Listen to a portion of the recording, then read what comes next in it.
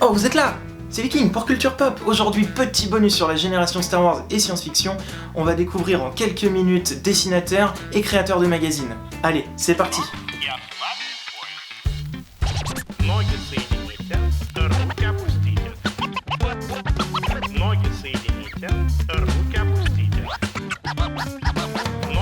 Salut Patrick, bonjour Vicky, bonjour Ragnar. On se fait une petite interview dessinée. Ouais, c'est ça, j'essaye en même temps de regarder, de tourner, de regarder la caméra et de dessiner, c'est pas évident. Le terme teeny, tout le monde connaît à peu près, hein, mignon, ça existe déjà, j'ai rien inventé. Hein. Après, moi je suis pas du tout dans le dessin réaliste, je cherchais vraiment quelque chose de fun, d'enfantin et de stylisé parce que j'adore ça. Donc ça m'est venu assez rapidement en fait ce trait teeny et donc je m'amuse justement à grimer les univers geeks les plus connus, que ce soit Star Wars, Game of Thrones, Marvel, en teeny. Pourquoi cet univers-là de fantastique, très axé sur la culture populaire? Parce que j'adore ça, parce que C'est ton univers. ouais, Star Wars ça m'est venu très naturellement parce que je suis de 73, donc je baigne dans cet univers depuis tout petit.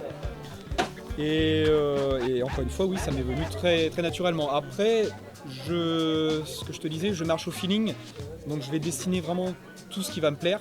Ouais. Donc tout ce qui est basé sur les séries TV que je regarde. On parlait de Viking par rapport à ton surnom, donc Viking j'adore. D'accord. Ça va être Game of Thrones, les super-héros Marvel qui ont également bercé mon enfance.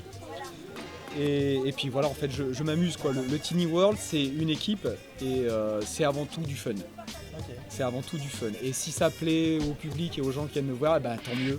Tant mieux parce que c'est du partage, de l'échange. Et c'est essentiel pour moi. Ouais. Je suis un grand amateur de BD, mais dans le sens large du terme. Que ce soit du manga, du comics, du franco-belge. Bien sûr que j'ai été bercé par Astérix, par Spirou, mais aussi par les mangas de Toriyama, par les comics de Jim Lee ou de Jack Kirby. Donc je pense que toutes ces influences, depuis le temps, on joue sur mon trait. Alors après, bon, il y a une personnalité qui se dégage aujourd'hui dans ce que je fais, mais c'est vraiment cette mixité qui fait que le Teeny World existe aujourd'hui, quoi. C'est tout ce que j'aime. Et ton personnage préféré J'en ai beaucoup, mais il y en a vraiment deux que j'affectionne énormément, donc ça va être Wolverine. Faudrait qu'on le voit. Ça va être Wolverine, qui est un personnage pour moi qui m'a marqué de ma plus tendre enfance, hein, parce que c'est quand même un sacré personnage, Wolverine, et Batman. Encore une fois, c'est vraiment... le teeny, ça découle de la vision d'un film, de la lecture d'une BD, c'est une envie, tiens j'ai envie de ça, même de jeux vidéo, ça fait partie aussi de moi.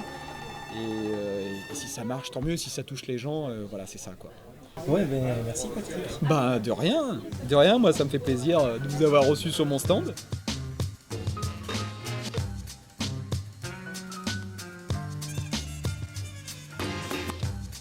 Vraiment aller découvrir ce qu'ils font.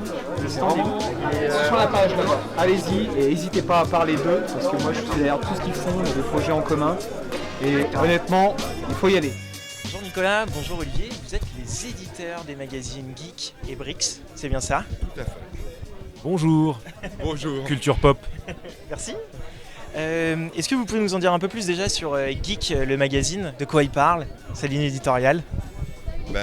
L'idée de Geek le Mag, c'est de parler de la culture geek de manière transversale, dans toutes ses facettes, dans tous ses aspects, et de construire des ponts finalement entre toutes ces facettes, et surtout essentiellement de montrer que c'est une vraie culture, et que derrière ce qu'on voit à la télé, au cinéma ou les comics, il y a quelque chose de vraiment réfléchi.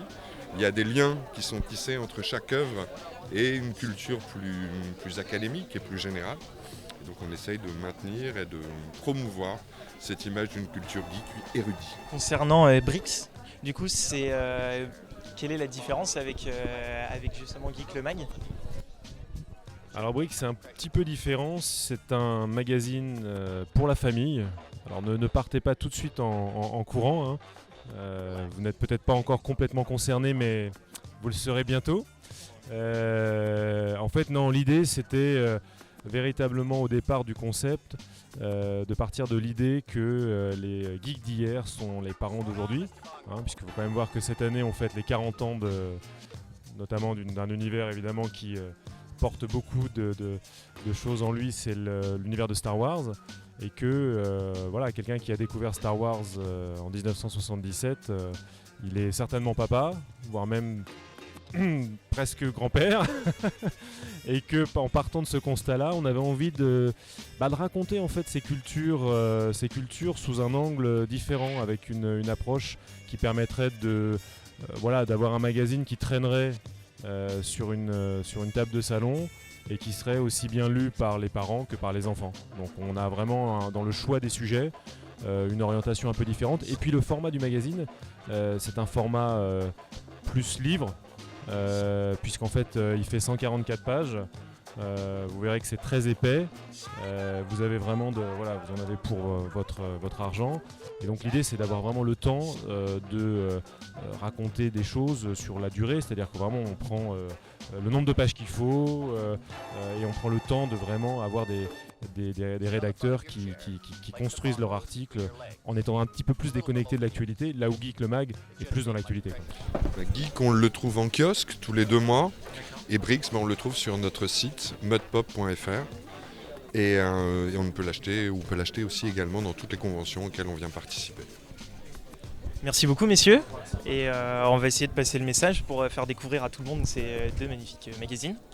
Bonne fin de journée, au revoir.